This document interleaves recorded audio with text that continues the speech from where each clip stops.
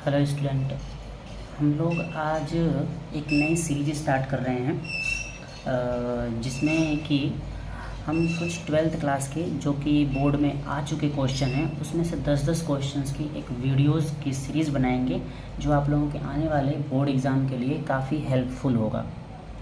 आप लोगों को अभी जो पेपर ख़त्म हुआ है उसमें आए कुछ क्वेश्चन में से हम 10 क्वेश्चन का एक्सप्लेनेशन के साथ डिस्कशन करेंगे जो आपको हेल्प करेगा कि इसकी तरह के और भी जो क्वेश्चंस होंगे उसको आप लोग अटेम्प्ट कर पाएंगे और सॉल्व कर पाएंगे।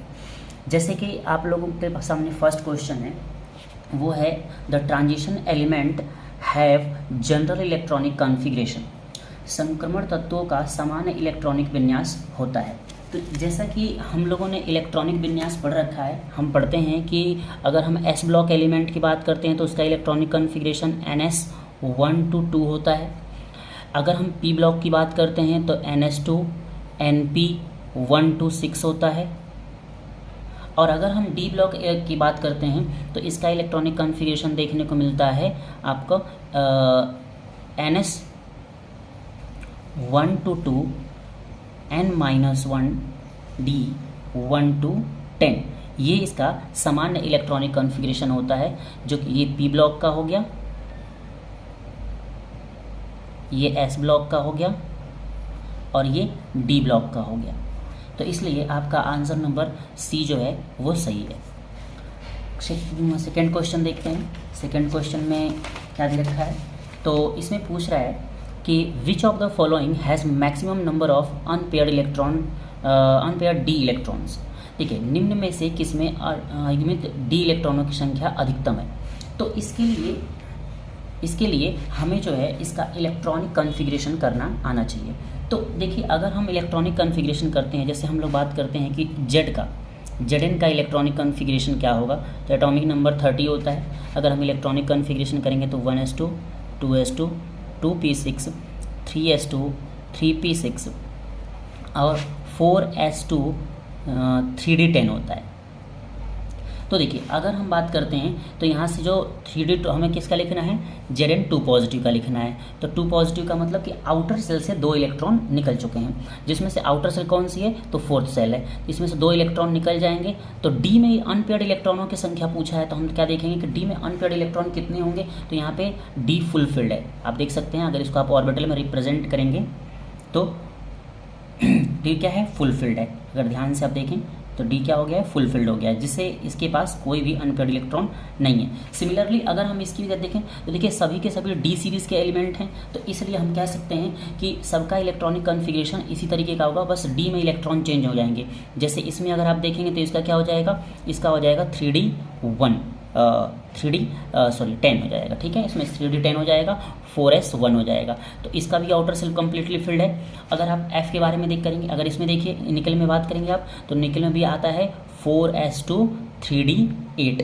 तो देखिए इसके पास कितने अनपेयर्ड इलेक्ट्रॉन हो जाएंगे, तो हमने इसमें 10 भर रखा है, तो पीछे से 2 निकाल देंगे तो कितने बच जाएंगे, 2 अनपेयर्ड इलेक्ट्रॉन होंगे। तो इसके पास 2 अनपेयर्ड इलेक्ट्रॉन होंगे। यही अगर हम बात करते हैं आयरन में, तो आयरन में क्या हो जाएगा, 4s2 3d6। तो अगर आप इसमें बात करेंगे तो 2 इलेक्ट्रॉन यहाँ से निकलेंगे, तो इसमें कितने अनपेयर्ड इलेक्ट्रॉन रह जाएंगे, तो आप इसमें रिप्रेजेंट करके देख सकते हैं 1 2 3 4 5 और ये 6। तो 1 2 3 4 इलेक्ट्रॉन इसमें अनपेयर्ड रह जाएंगे। तो इसलिए हमारे पास सबसे अधिक इलेक्ट्रॉन अनपेयर्ड किस में है, तो Fe में है। तो इसलिए हमारा ऑप्शन नंबर सी सही होगा। अब हम बात करते हैं क्वेश्चन नंबर 3, जिसमें पूछा है निम्नलिखित में से कौन सा आयन रंगहीन है। बोले तो विच of the following ions is colourless.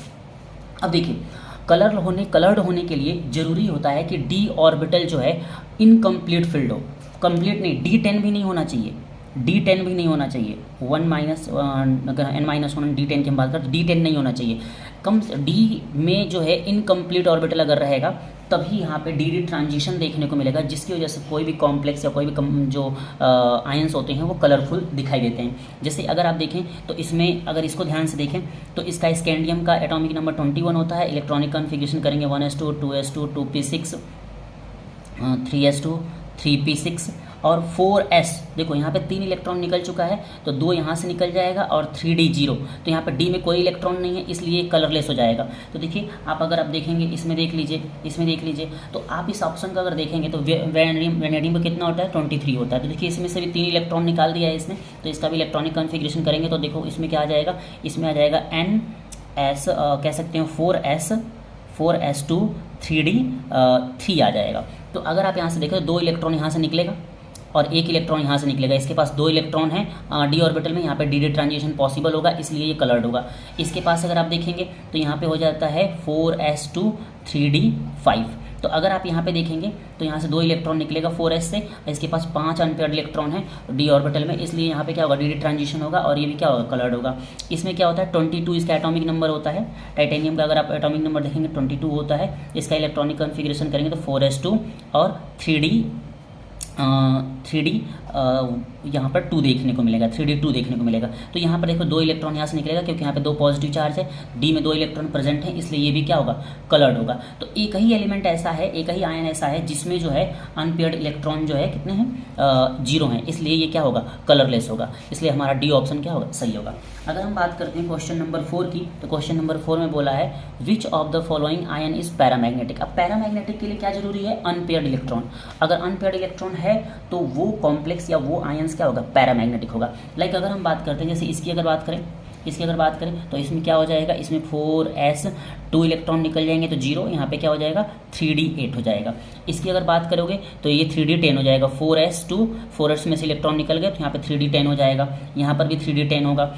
अगर 2 इलेक्ट्रॉन अगर निकालने की बात करो तो यहाँ पर 3d 9 देखने को मिलेगा आपको। अगर मान लीजिए आप इलेक्ट्रॉनिक कन्फिगरेशन करते हो तो आप जानते हैं 4s1 होता है, 3d 10 होता है, तो यहाँ से 1 इलेक्ट्रॉन यहाँ से निकलेगा, 1 इलेक्ट्रॉन यहाँ से निकलेगा, तो यहाँ पे 9 हो जाएगा।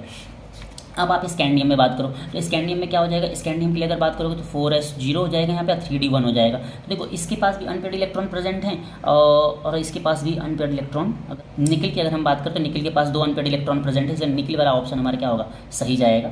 इसलिए निकल जो है यहाँ पे क्या होगा आपका पैरामैग्नेटिक होगा। देखिए अनपेयर्ड इलेक्ट्रॉन इसके पास भी हैं, बट ऑप्शंस में अगर उसने दे रखा है तो हमारे पास सबसे ज़्यादा जो है इलेक्ट्रॉन अनपेयर्ड जो है निकल के पास हैं, इसलिए इसका ऑप्शन जो है ज़्यादा सही होगा क्योंकि इसके पैरामैग्नेटिज्म सबसे ज़्यादा आएगा क्योंकि इसके पास 2 अनपेयर्ड इलेक्ट्रॉन प्रेजेंट है। और इनकी बात करेंगे वैसे तो यहाँ पे 3 पॉजिटिव होना चाहिए था, जिसकी वजह से इस पर 0 हो जाता और यहाँ पे अनपेयर्ड इलेक्ट्रॉन 0 होता है और पैरामैग्नेटिज्म नहीं दिखाता ये। अब अगर आप देखें तो इसलिए हम ज़्यादातर ऑप्शन जो है हमारा निकल वाला सही होगा, ज़्यादा पैरामैग्नेटिज्म यही दिखाएगा क्योंकि इसके पास 2 अनपेयर्ड इलेक्ट्रॉन है, इनके पास 1 है, इनके पास भी 1 है। आगे हम क्वेश्चन नंबर 5 में बढ़ते हैं।